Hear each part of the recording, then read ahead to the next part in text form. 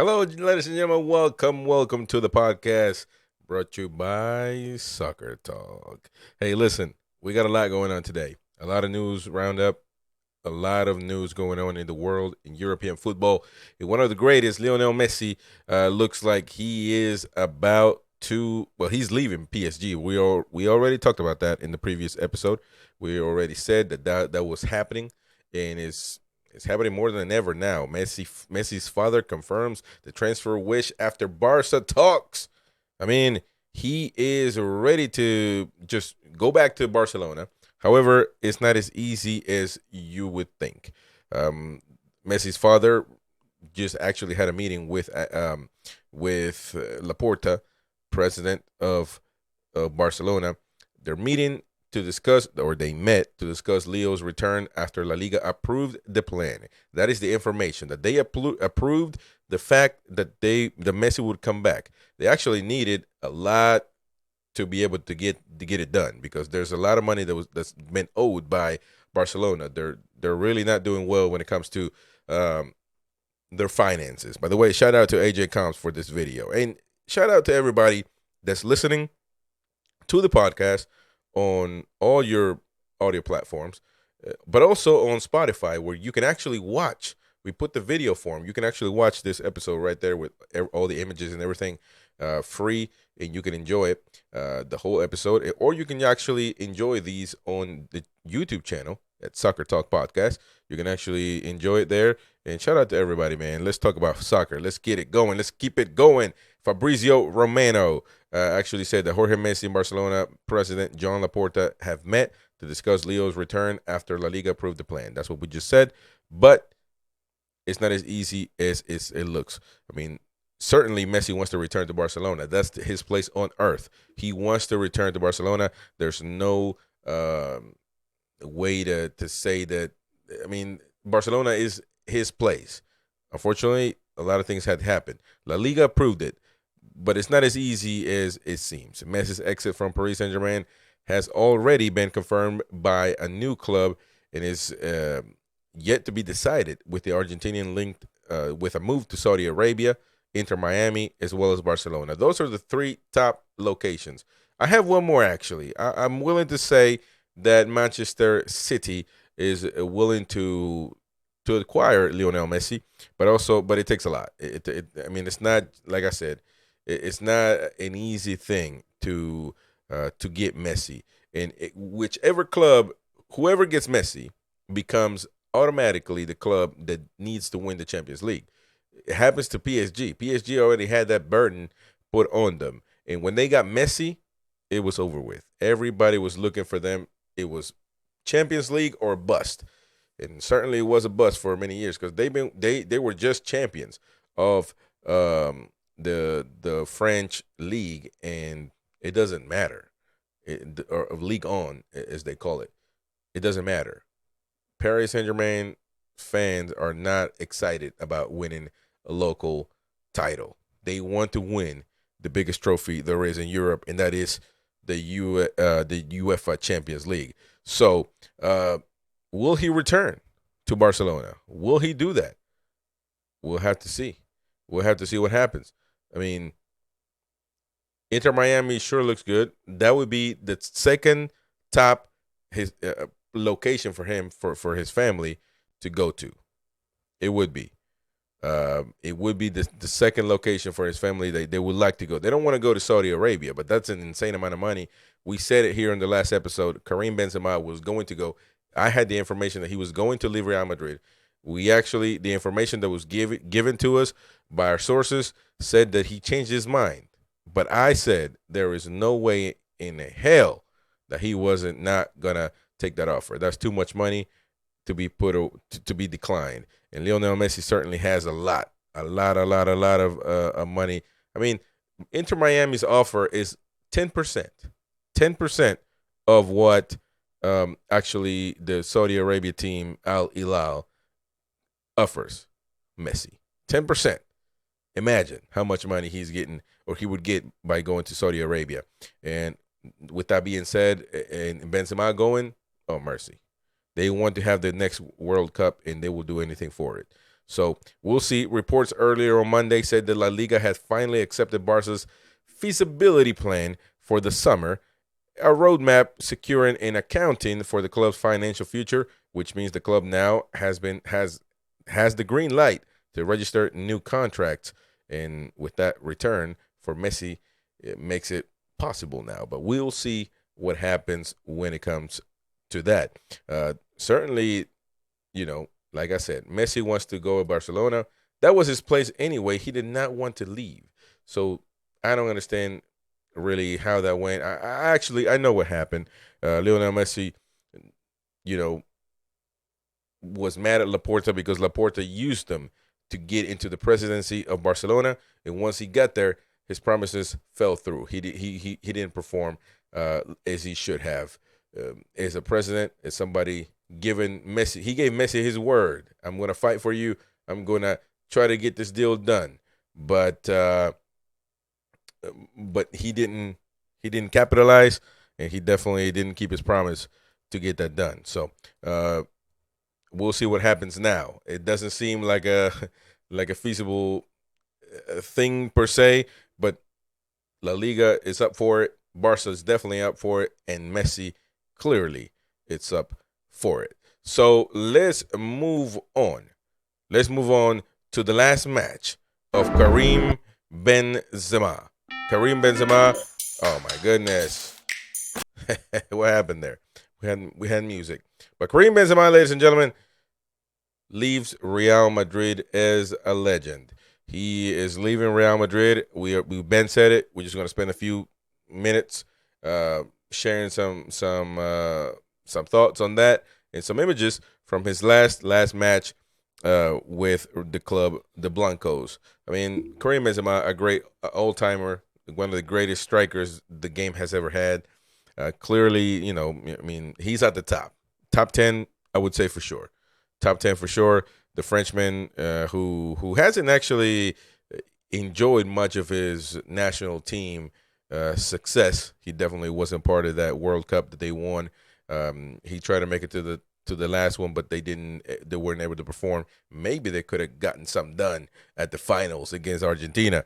That would have been great to see, but they weren't able to. A lot of people criticized Deschamps, their manager, because he didn't take them. But Ballon d'Or, Benzema is an all-timer, and just wish him the best. He's a great cat, man. It just, did an amazing thing for Real Madrid. One of the legends for Real Madrid. There's no way to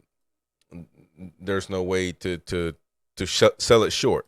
He did everything he could, even winning Champions Leagues when really Real Madrid, not to say that they weren't used to winning Champions Leagues, but certainly they weren't accustomed up until he got there with Cristiano Ronaldo and then Bale, so they weren't able to do that. But he's one of the top scorers. He's, I believe, second or third as top scorers all time for Real Madrid. So definitely a great honor to have seen him play for the Blancos.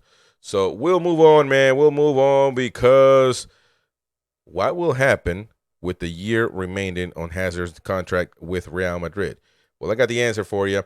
Real Madrid's announced to early terminate their contract with the Belgian player on the 30th, a year prior to its expiration. You see some of the highlights. Shout out to YHD Comps for this video. You see some of the highlights, man. Numerous injuries have impeded Eden Hazard from playing at his full potential since he arrived in Spain.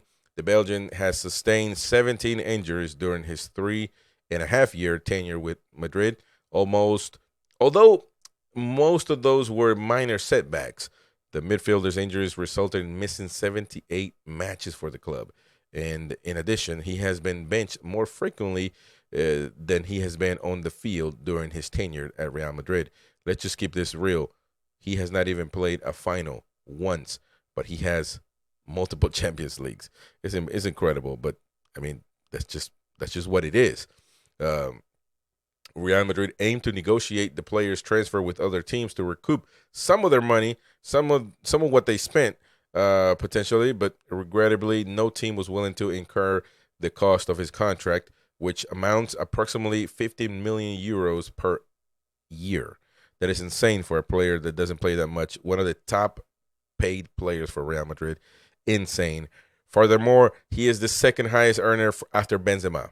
Can you believe that? We just talked about Karim Benzema being the top. They're about to clear some of that salary cap with him and also with Hazard. It's incredible, what happened.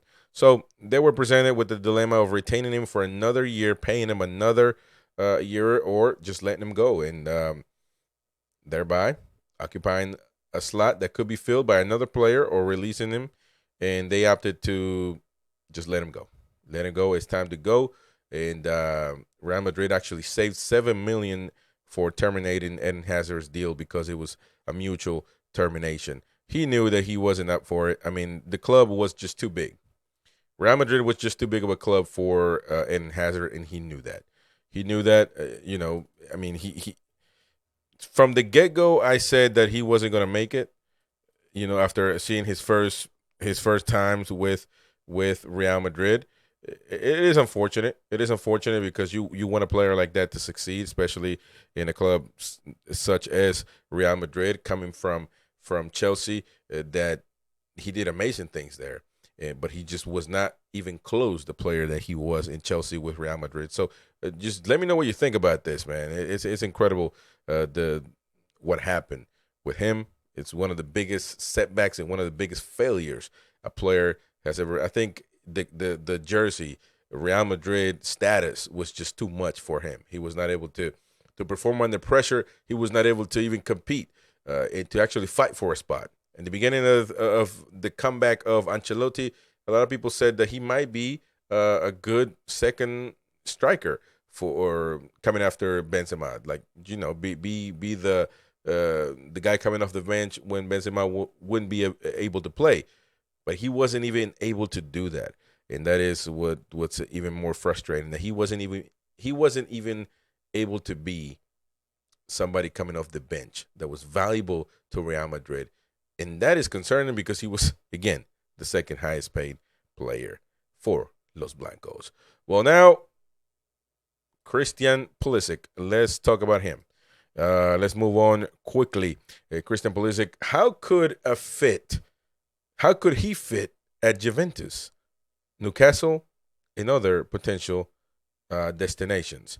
I have, ladies and gentlemen, a fine gentleman that will explain, that was talking on ESPN FC, that was explaining what the situation was with Pulisic, and is actually Mark Ogden from ESPN FC. Let's listen to him speak on this subject.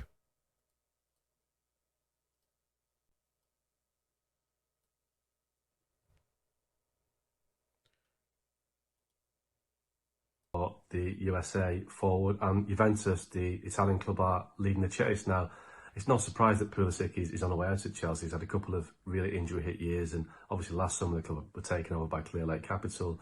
Many players came in, Mikhailo Mudryk, Raheem Sterling, Fofana, lots of players up front which will now obviously challenge for Pulisic's place, and Chelsea need to raise some money. They need to raise some money to help address the outlay that they spent last year to reduce the wage bill, and also to counter the fact that there's no Champions League money coming in next season because they didn't qualify for the Champions League or any European competition. So Pulisic, who has had a frustrating time at Chelsea, he's keen to leave, and I've been told that quite a few clubs have been approached to let them know that Pulisic is available. Could cost around £20 million. His wages, around £13 million a year, could be a sticking point because that is a high outlay for a player that has had a checkered past for the last 2 years. But Juventus, they need to bring people in. They're going to lose Juan Cuadrado and Angel Di Maria this summer. Contracts expired in Turin. So the likes of Manchester United, Newcastle, AC Milan, Galatasaray, Napoli have all been approached, asked if they're interested in Pulisic. United, Newcastle, possibly. United are unlikely to go for it in the sense that they've got other options or other areas they need to address, and they've got enough attacking options on the wings that they don't think that Pulisic is a goal right now. But other clubs will look at Pulisic and think that he's a player that is proven in the Champions League, proven in the Premier League, proven in the Bundesliga, only 24, so he is good value, and I think Juventus see that they need to rebuild in many ways, having been deducted points in Serie A this season, so they miss out on the Champions League. But it's whether Serie A appeals to Pulisic, whether he wants to stay in the Premier League, wait for Newcastle to make a move, or other clubs that may be interested, such as Aston Villa, or whether he goes for a big club that he's trying to rebuild.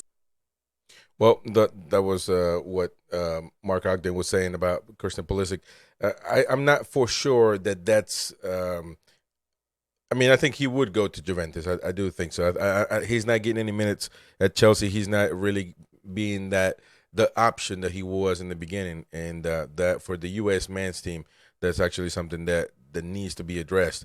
Part of the problem of why the U.S. men's team wasn't able to perform as we had hoped for is because the players weren't up to par with the demand, the football demand, to put it that way. I mean, Christian Pulisic is probably the best player when it comes to a lot of things, not just football. And I know that that's the only thing that should be counted, certainly. But he is even not just that, but marketing-wise, he has changed. Just the U.S. men's team and U.S. soccer has so much put on him to be the savior of U.S. soccer, which I don't think is right. And I don't know, to be honest, I like Weston McKennie more than Pulisic. I think Pulisic is a great player and a great, just a great footballer. But I don't know that he is everything that people have set him out to be, or I just don't know that he is the golden boy per se.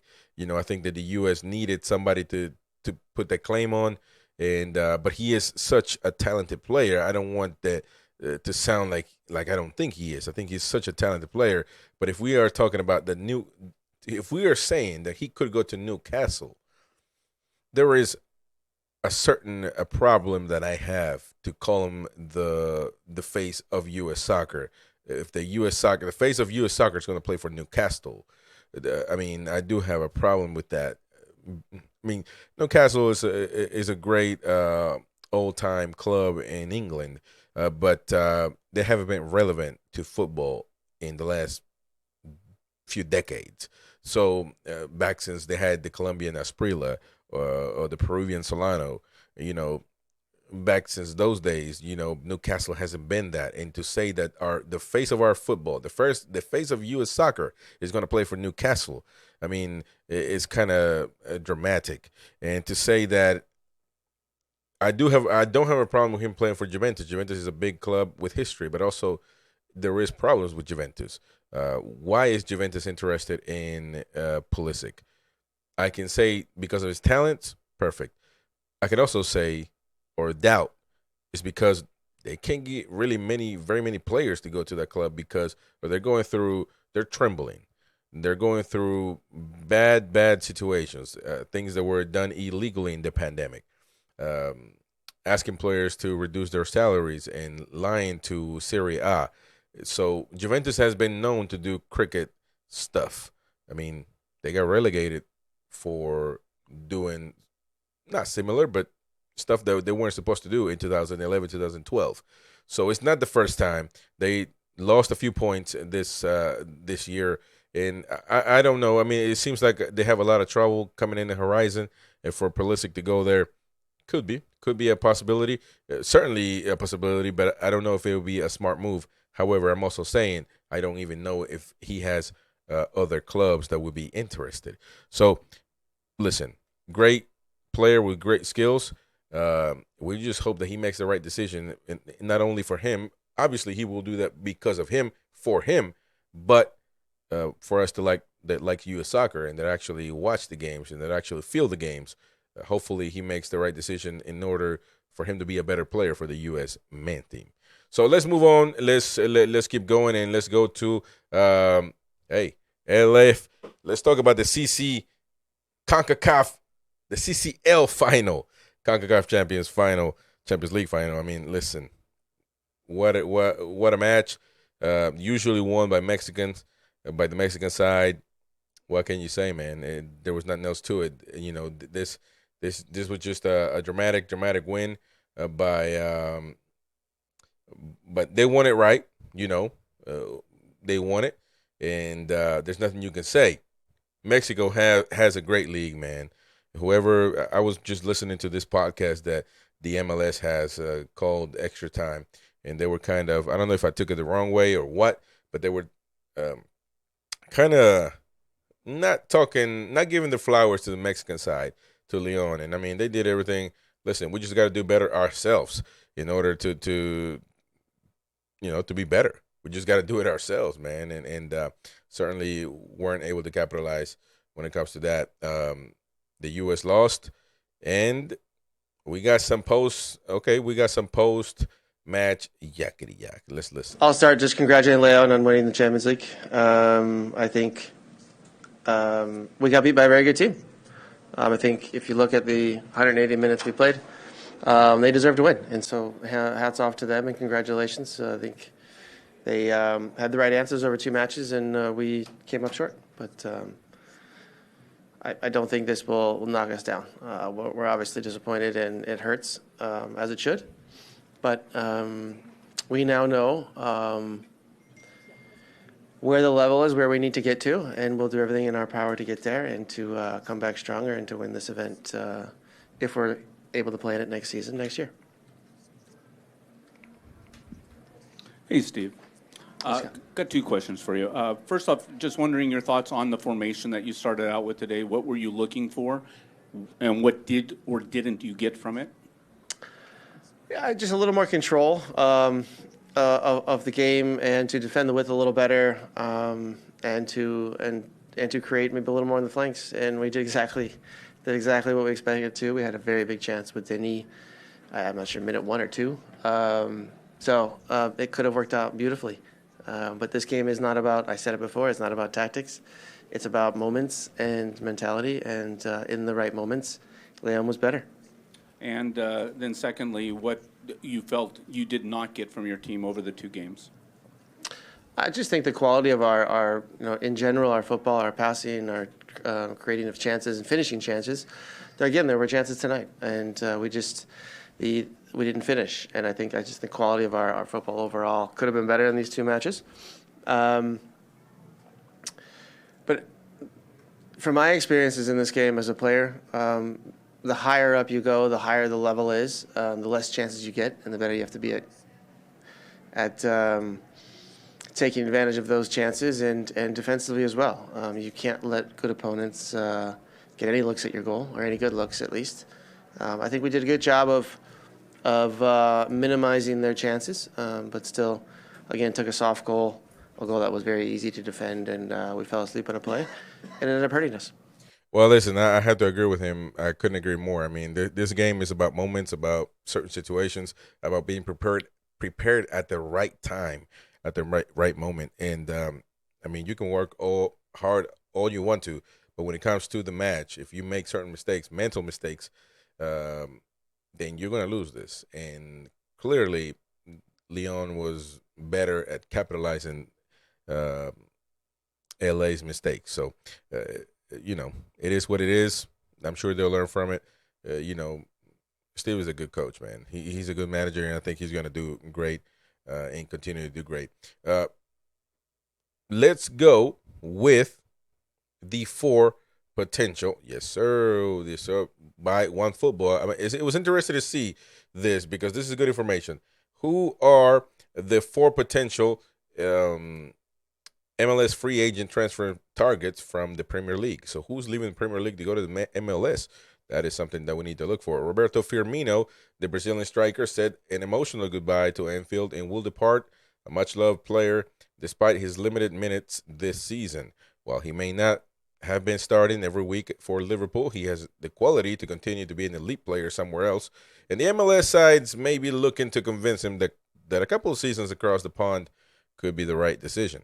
Firmino will require a designated player money, which limits some teams, but of those who have the space for him, like St. Louis City, has made most of the noise about being interested. It would be great for St. Louis, man. I live here in Missouri, and it would be amazing to have a player like that, and not only for St. Louis, for the MLS.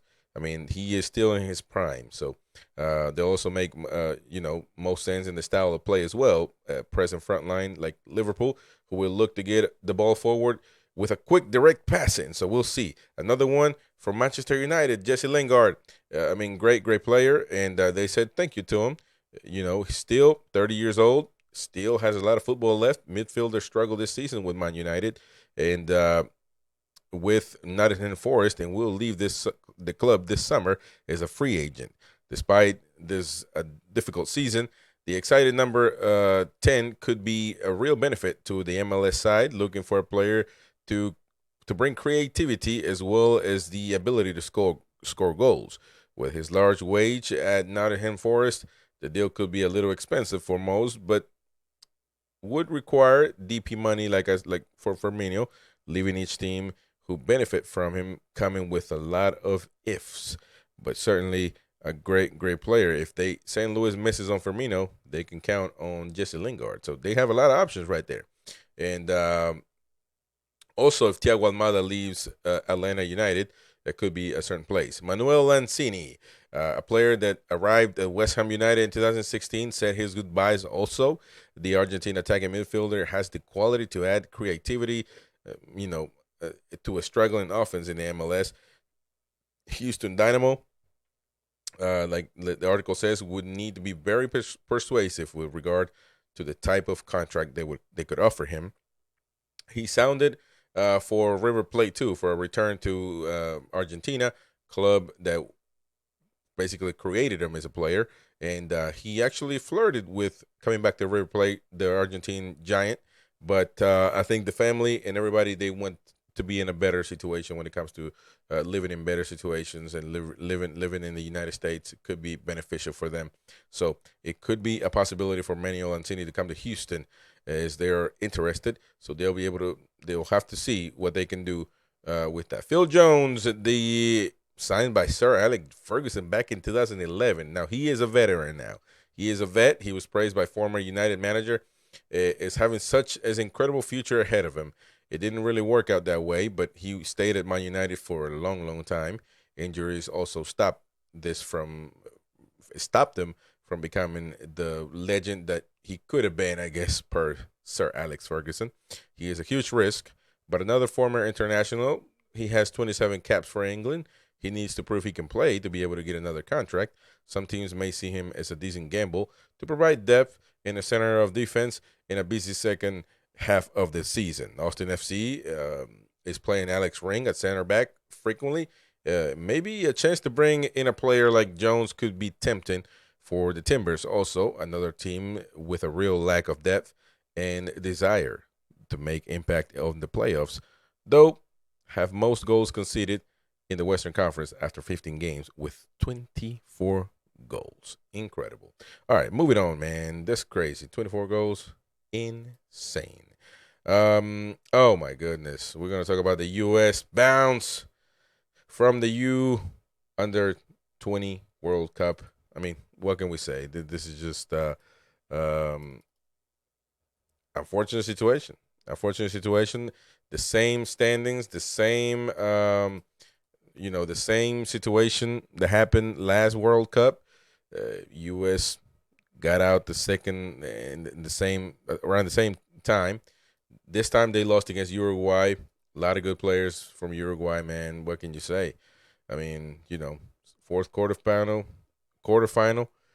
and but we have a lot of young players. The U.S. is actually usually really good when it comes to these tournaments. I can't say that, but we just weren't able to capitalize, man. And the mistakes that we made are really concerning, but typical youth mistakes. But we shouldn't make those mistakes. We should limit those, I guess I should say, when it comes to this. These mistakes should be made. It was just tough to watch some decisions. Definitely the second Uruguay goal was just devastating. When it comes to, yes, you're down 2-0, but not only that, it's just your own goal. Winter, he didn't close out good, and that's stuff that should be taught, and he should know. He's been taught, I'm sure, and he should know how to close out on the play, and he was not able to do that. He made a tremendous mistake that actually put Uruguay 2-up, and it was just way too difficult to overcome. The man of the match, Uruguay attacking midfielder Franco Gonzalez, put an incredible two-way shift, and the Danubio man is surely on this scouting radar for the MLS and European team. So great player, and shout out to Uruguay for doing their thing. And the U.S., we just need to work on it. We just need to keep working on it and see what happens. The next match for Uruguay will be this Thursday, June the 8th, against Israel. And for the U.S., of course, we just got to go back home. Go back home, man, and keep working at it. Keep chipping at it. And listen, the U.S. always been a team that this is their type of tournament. We always have the greatest youth tournaments. Not saying that we're the best at everything, but we usually have this under control. Unfortunately, we weren't able to keep them at bay. That is just bottom line. All right, let's move on forward, and it is Phil Neville leaving Inter Miami. Man, incredible. What are the reasons of why Phil Neville leaves? Well, I actually have some word by Inter Miami who explain what actually happened in this decision to sack Phil, who is a good coach. But let's listen in. Ambitious club. Yeah, really, really difficult decision. Inter Miami's an ambitious club. We have a competitive team. Results haven't been good enough, and we need to improve. And I think, thank you to Phil. Thank you to Jason. Jason was here 5 years at the club. Phil and I came in together and worked together on the foundation. So I want to thank them and wish them the best of luck. Excited for Javi. Amazing experience for him. He has improved as a coach. He started in our academy, and it's a great opportunity starting tomorrow. All right. So, typical, just polite answers, man. Not many. He was kind of direct. He said the results they just weren't what they had hoped for. Phil is a good coach, knows a lot about football, but apparently he wasn't able to get through the players. Just wasn't able to do that. And if you can't do that, there's not much that can be done. Another question that got brought up to our attention is that Neville sacked Messi in. Well, what did Inter Miami have to say about this situation? Let's bring on Chris Henderson again. And can you just clarify all these reports? Can you clarify, is there actually an offer on the table for Messi at the moment? Yeah, Simon, I'm not going to get into specifics about players that are not on our roster. I'm here today to talk about Javi Morales, to talk about our team. There is a transfer window opening, but we want to focus on tomorrow night, Open Cup quarterfinals, and the next game on the next weekend. So it's a busy period for us, and that's our focus at the moment. All right. Well, again, polite answer and typical answer by a director. Not much being said, but the thing is, as we said it earlier in the podcast, if you haven't watched the full episode, you can do so at Spotify, or you can actually, if you can, watch them on the replay on Twitch. Listen, it is one of the chances that Messi could go to Inter Miami because the family wants to be in a place where they can actually enjoy their time. And as far as living places, he would rather live in Miami before Saudi Arabia. So he has them second when it comes to football-wise and living-wise. Barcelona is number one and the number one option. Second, I would say Saudi Arabia because of the money and because of everything else. But living-wise, Miami is a good place. He has a house in Miami. There's nothing else to. There's no mystery there. So we'll see what happens. Chris Henderson said what he, what most people, says in these situations. But anyways, let's do some news roundup real quick and see what's going on with the MLS power rankings. Well, we already know that the CCL championship was taken by Lyon, and in that case, we weren't able to capitalize. But Really? Oh yes, the best goals of MLS match day 16. Let's watch them. Let's watch them. And this one is and the beauty by Cole Bassett, by the way. Which let's mute that. Let's see, Cole Bassett, boomba. I mean, that's unbelievable. That curve, man. That's a number 5. That's a number 5, and that is an unbelievable curve. Columbus Crew able to win this match, but I mean that just to hit the ball like that, it's incredible. Don't you think? I mean, that's just incredible, man. Seriously, how do you score a ball like that? But anyways. Let's move to number, when that's number 5. Let's move to number 4. Luciano Acosta, New York. Hey, by the way, what happened to New York, man? Y'all used to fill up the stadium, and now all of a sudden, there was barely any people when the match first started. I watched that match. All right, what you got? Oh man, Cincinnati take the lead on the road, baby. Acosta, number 10, incredible goal. I like the first one better, actually. This is the 4th. I like the first one better. It was longer distance. It looked better to me. But hey, I'm not the one who made the list. It was One Football. So incredible. And like I said, you can watch this on YouTube. You can watch this on Spotify. You can watch this on Twitch. If you're not able to see it, if you're just listening. But good goal. Okay, let's move on to the next one. Memo Rodriguez versus Salt Lake City. All right. Ooh, damn. One thing I will say about the MLS, man, you see some goals that you don't see usually in other leagues. I'm telling you, that is facts. That is a fact. Man, 2-2 to tie against against Real Salt Lake City.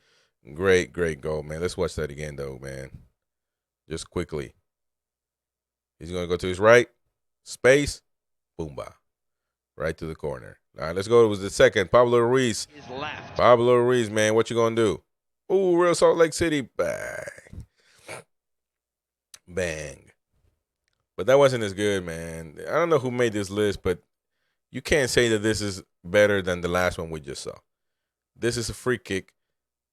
Free kicks are never, unless they're special situations where they're going to be better than in-game goal.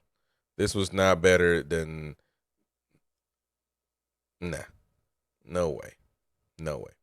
All right, well, but it is still a beauty. So we'll see what they got at number 1. Number 1, they got Atlanta United, Miguel Berry against New England.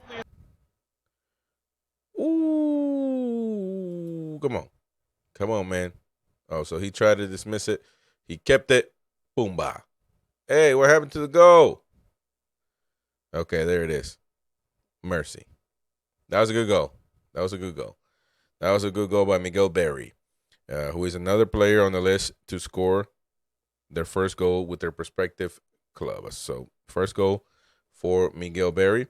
In fact, this was Berry's first goal in over a year. Berry sent the Atlanta United fans into delirium with his super goal. All right, that's it for this video. I don't know what happened there, but listen, do we have more news? Do we have more news or what? Let's keep. Do we have what's going on with the MLS, man? Okay, Sporting KC earned a draw against the Whitecaps on the late penalty kick. Well, that's interesting. Let's share the screen, man.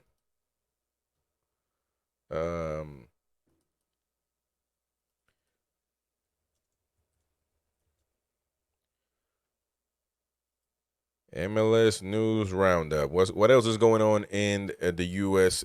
soccer? Oh boy. Okay, Rubio's. Oh yeah, he scored a goal against. Yep, to go over Austin FC as well. Daniel's penalty to save the Quakes with the Rapids. Nashville doing well as well against FC Dallas. I used to like FC Dallas a lot because Flores used to play for them, a Peruvian player, good player. Minnesota United rally for draw with Toronto. Hey, the MLS is getting hot, boy. It's getting hot. So a lot of things going on, a lot of things to stay up to date. We just talked about Inter Miami firing Phil Neville. So we'll see what happens. Not much going on there, but just it's just getting interesting to see how these matches are developing. So we'll see what the playoffs looks like and how they can get it done. So, all right, well, that's it for this episode of this podcast. Thank you so much for staying tuned to Soccer Talk here with Chris Rodriguez. Thank you so much. We'll see you or hear you next time.